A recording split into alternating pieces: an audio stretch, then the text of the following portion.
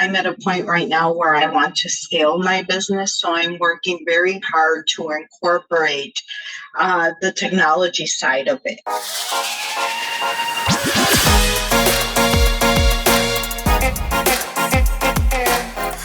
Hello, welcome to episode 111 of the Smart Agents Podcast. My name is Michael Walter and I'll be your host. In today's episode, we are joined by Illinois-based agent Brenda Reyes. Over her more than 20-year career, Brenda says she has relied heavily on word-of-mouth advertising and past clients to drive transactions, but is ready to take her business to the next level. Recently, she discovered the opportunities available to her on the Nextdoor app to really promote herself to her actual target audience and is already getting great feedback. Throughout our conversation, we touch on a wide range of topics, including geographic farming in the digital age and how the market has shifted over the year. Now, before we get on to today's featured interview, make sure to subscribe to the Smart Agents Podcast. You can find the show on all major podcasting platforms such as Apple Podcasts, Google Podcasts, Spotify, and now Amazon Music. Also, if you or someone else on your team has an awesome story or tip to share with our community, send us a message at feedback@smartagents.com. We're always on the lookout for new stories to share. All right, let's get on to today's featured interview with Brenda Reyes. I really enjoyed our conversation, and I hope you do as well. Really, the way I like to start everything out is if you could just introduce yourself to us a little bit, who you are and where you're at in the country. Hi, I am Brenda Reyes. I'm a realtor with Keller Williams Success Realty, and I am out of Northwest Illinois. So that's about 45 miles away from the city of Chicago. Right. How long have you been in real estate? I have been in real estate about 20 years now.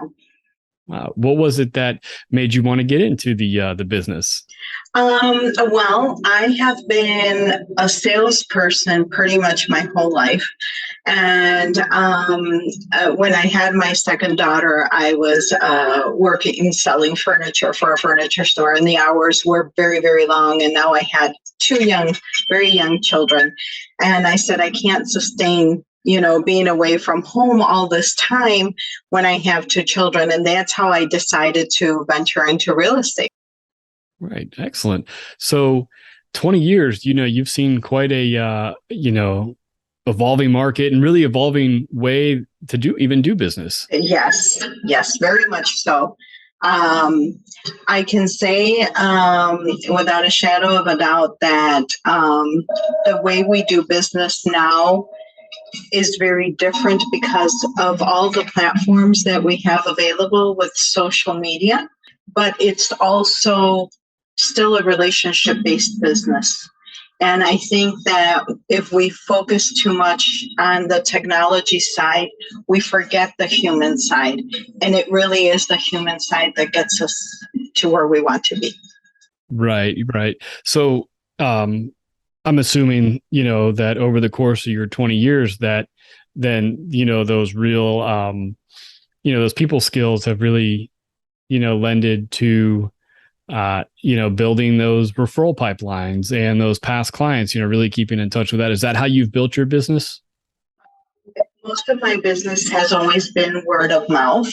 However, I'm at a point right now where I want to scale my business. So I'm working very hard to incorporate the technology side of it.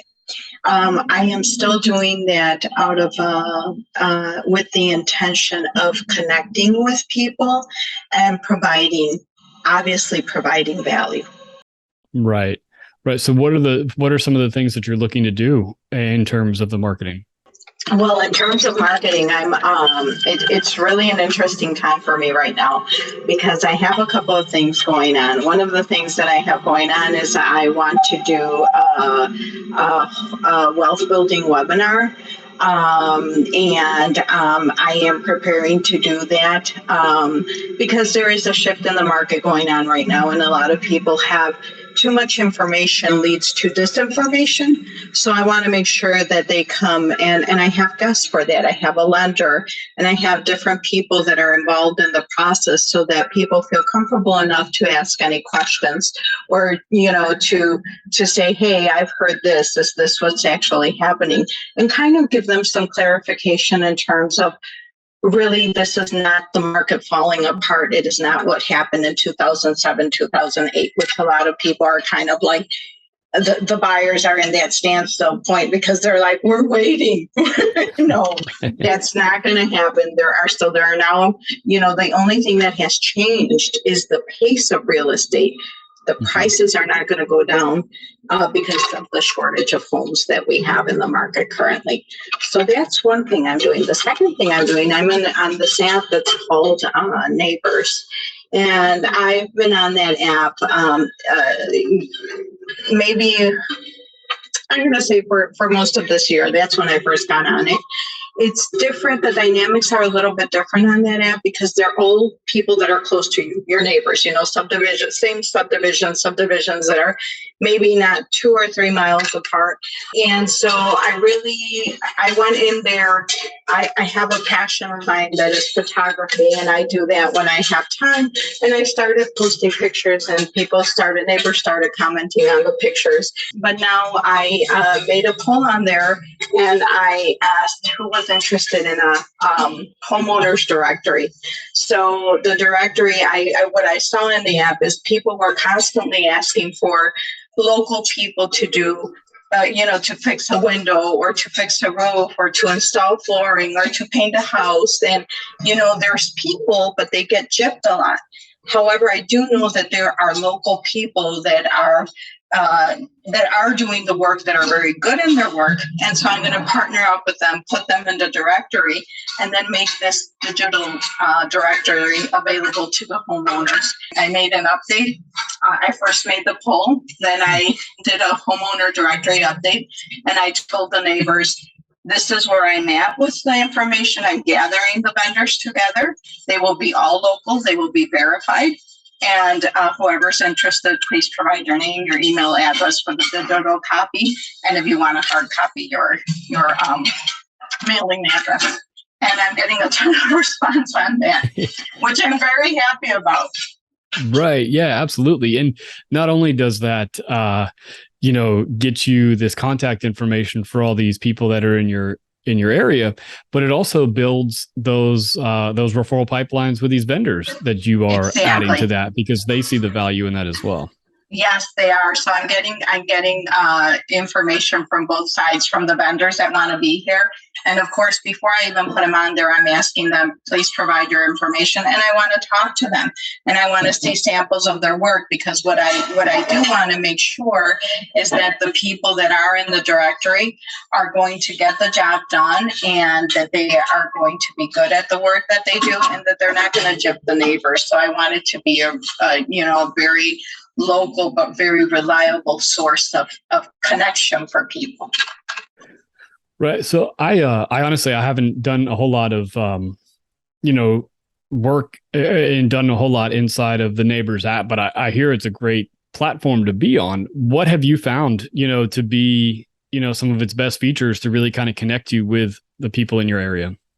I think one of the best features that I feel is there's right now with Facebook, you don't know who you're really talking to.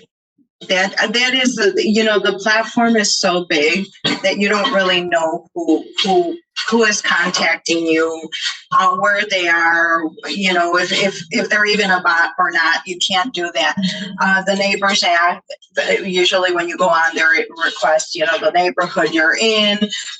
So it becomes very localized. And the people that you see on the app, you always see what neighborhood they're in.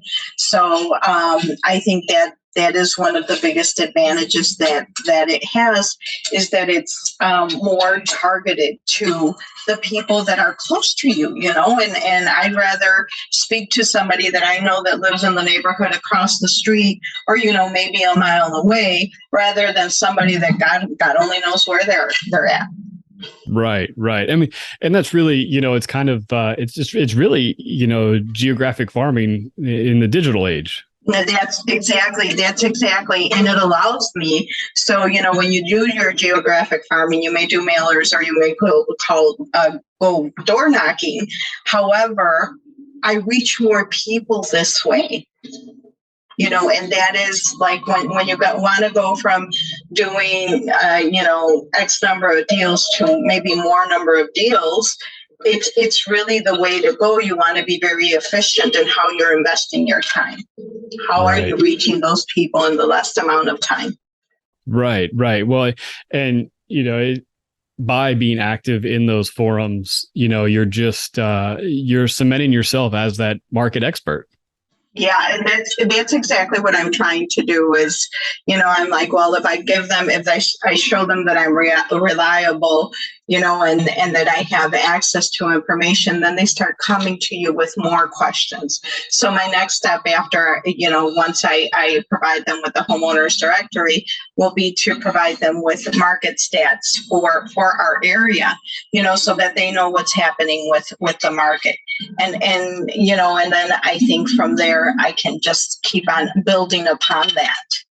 Right. Yeah, absolutely. I think it's a great idea to really get active in there and build up that list like you are right now with the vendors list. I mean, I know anytime something like that goes out, yeah, you're probably getting flooded with the responses right now. I'm trying to figure out. Yes, I am. And I'm really happy about that because I think one of the biggest sources of we have to, as realtors, we have to lead generate, or as any type of business, you have to connect with your leads, and they may not be ready to do something now, but if you have that connection, you already have the first foot in the door. And I think one of our biggest problems is because we have to go out and show houses, and we have to manage the transaction. Sometimes that lead gen goes, it just falls off because you're too busy, so I think that's a good way of keeping it going, even when I'm not physically there. But just the fact that I've taken the time from the beginning of the year to now to actually, every time somebody commented on my photo, I always responded back. Right. And that was me establishing a connection, like not just ignoring that somebody said something nice. I would always say thank you. I would respond to any questions they had about the photo, and that allowed me to build upon that. Right. Well, and talking about the photography, and you mentioned that was something that you're really interested in, and really, almost like a hobby of yours. But being able to use that as lead generation, I think that's great, because it's like, you're enjoying your time doing it. It's not something that you're, oh gosh, I need to make this post, or, oh, I got to set aside time to do this. It's, you're having fun doing it, but then it's also sharing a little bit about your personality with your market as well. Exactly. That's what it allows you to do, because I hear more and more often, with the media interaction that we have now, and we can't deny the effect that social media has in our lives. We have a lot of interactions with people, but they're kind of out of context. When you think about it, when you're in social media, it's out of context. Sometimes they don't even see you.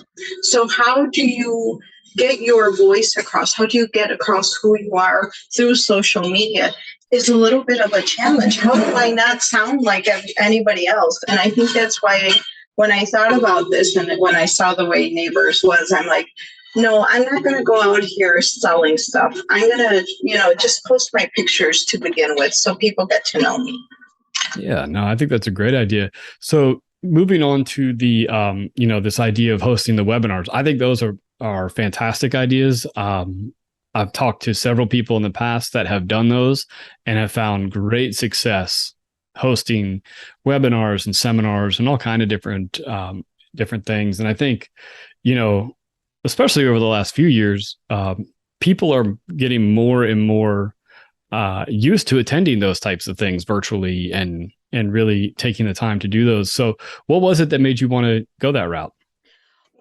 The fact that there are people in the industry doing this is one of them. The other thing I find the advantage is that, when you attend a webinar, you get home, and you're pulled all different. We can't deny the fact that life in some ways is easier, but in other ways it's more complicated. And our lives are full of things to do. And we have to go here and there and everywhere. But now we have technology, and this is making use of technology that we now have available. And, I can sit down here and I don't know where you are right now, but you and I are having a conversation face to face. Right. Absolutely. And that's fantastic. And I'm in my home, once I'm done here, I'm going to go drive. But at least right now, I'm right here and I can focus on having this conversation with you. And I think that's what's nice about the webinars is I'm not asking them to come and meet me. I'm going where they are. Right. Absolutely. Yeah. I mean, I'm in Florida, so we're thousands of miles away from each other. Right. And it's interesting. Let's see, yesterday I talked to, in the span of 3 hours, I talked to 2 folks in California, 1 in Texas and 1 in Vermont. Oh, and, that's amazing. That would take days to have that face-to-face contact before. Yes. And now it's just a flip of a button. We're there and we're talking. And in a setting like a webinar, even if your audience isn't necessarily able to, talk back live, they can still chat with you and you can engage with people. And there are fantastic ways to really, just engage with a large group of people at one time. Exactly. Not only that, I think when we're giving them a forum to kind of get their questions answered and see why they're hesitating. And I think that is really helpful even for us, to handle objections and to understand what people are feeling.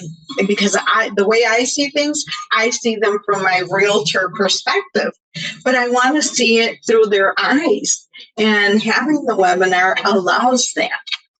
Yeah, absolutely. I host training webinars for our parent company, and those are always such fantastic ways to find out what additional training people are looking for and what we can improve on in our product and different things like that. And I personally, I do them once a week and I love them. They're great ways to interact with people.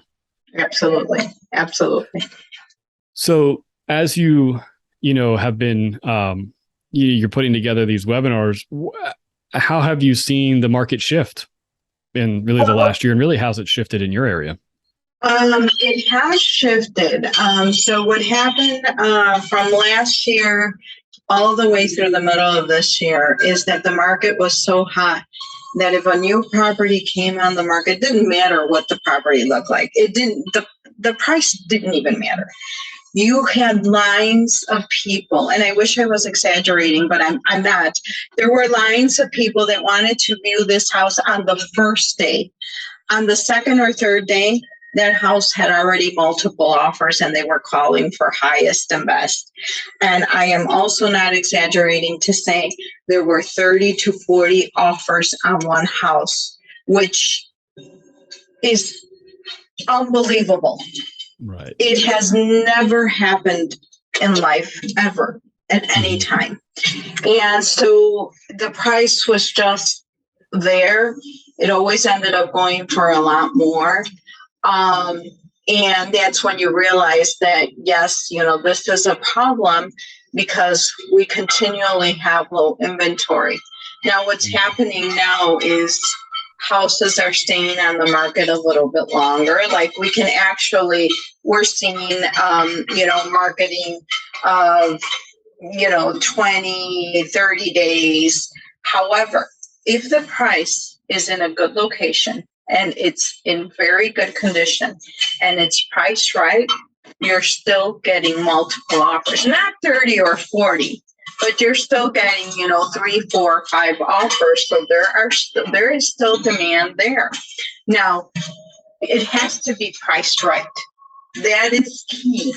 And right now, a lot of the sellers are still with the mindset that, my neighbor sold across the street and he got this much.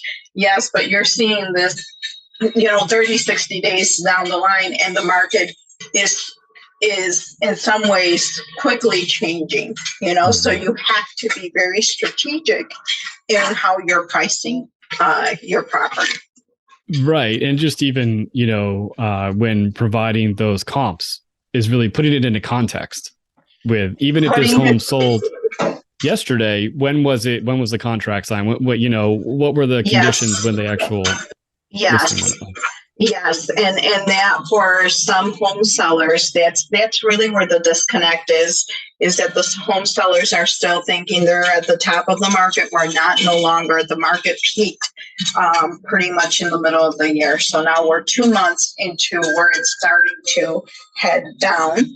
And the buyers are, let me wait to see how much the prices are going to lower. However, the median home price has not gone down. And so that's where the buyers are kind of like, auto-sabotaging, I call it, because by waiting, they're not going to get anything cheaper, more than likely. I mean, I just wrote an offer this week, yesterday or the day before. There were 2 offers only. So mine and another one.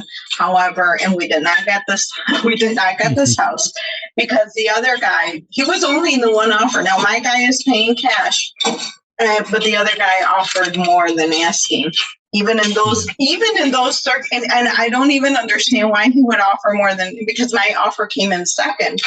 And, unfortunately, my buyer could not meet, where they started at. And so here we are back at square one looking. But what's important about this is that, that if the house is priced right, there are still multiple offers, that we are still in a shortage of homes nationwide, because after 2007, 2008, construction went to a halt. And that is the biggest, and not only that, now we got the investors, the institutional investors playing a huge part in this. So we have 2 things, that make the market what it is today. Right. And I think just by, educating your clients and your market on that, and being involved in those, like the neighborhood, and hosting these webinars, I think that's only going to help, really kind of drive home the fact that you have the market expertise and that you're the person to come to answer the questions. Exactly. And it's really important. I think as real estate agents, it's not only the fact that we're on the field every day. It's the fact that you still have to keep abreast with all the information that's out there. Right. Because absolutely. there's a lot of contradiction. Right. Yeah, absolutely. Yeah, most definitely.